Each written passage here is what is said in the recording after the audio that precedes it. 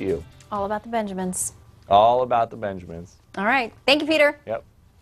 President Obama is not the only one closely watching the escalating situation in Israel. Lawmakers here as well are doing the same. Joining us now, Republican Congressman Doug Lamborn of Colorado. He's a member of the House Armed Services Committee and co-chair of the House Israel Defense Caucus. Congressman, thanks for joining us.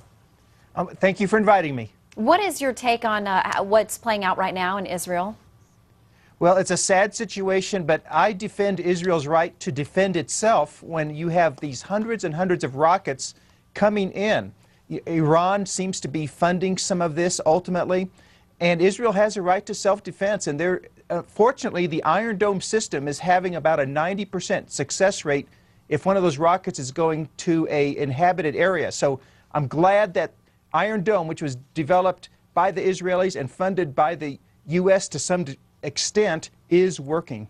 All right, we just had one of your colleagues on from across the aisle, Adam Smith, and I want to talk to you about some things that came up during that interview. Of course, we're talking about Benghazi, Libya, Ambassador Susan Rice, what she said and what the administration knew and what they told the public. As I read his comments to him, Congressman Smith, between the attack and when Susan Rice made the rounds on the Sunday shows, I mean, he said himself this wasn't just a mob that got out of control. They don't just show up with guns blazing.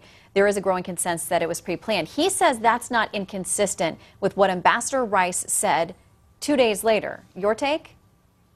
I disagree with Adam Smith, and I respect him and I like him, but Susan Rice was telling us things, and I don't think it was necessarily her fault. She was telling us things that were false. Someone gave her bad information, and we need to get to the bottom of who did that and why they did that.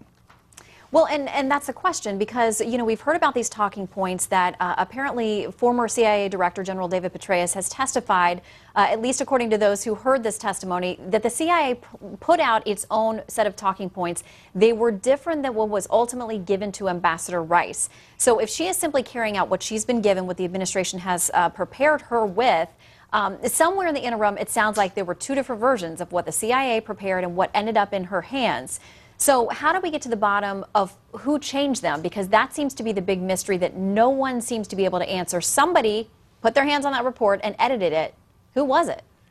That's right, Shannon, and no one's admitting to that. And we do have standing committees. I'm not sure we're ready yet for a select committee, but the standing committees like Intelligence, Homeland Security, Armed Services need to get to the bottom of that. And General Petraeus, I think, is just the beginning. And he showed us that he knew it was a terrorist attack from basically day one. And Susan Rice should have known that. And it's troubling that she did not know that. I don't know if she's not listening to her intelligence briefings or if she doesn't do her homework, but it's troubling that she didn't know better when she went on those 5 talk shows some days later. Do you think the president signaled by his defense of her this week that he does intend to nominate her for Secretary of State? Well, in the House, we don't have a say in the nomination process, but I think I would not recommend that he nominate her. In fact, I think she should not only not ever become Secretary of State, I think she should resign, as Peter King has called for, from her current position as UN ambassador. She is not up to the job if she can't do more homework, if she can't be more discerning, if she can't tell what the Intelligence Committee is saying. She should know better.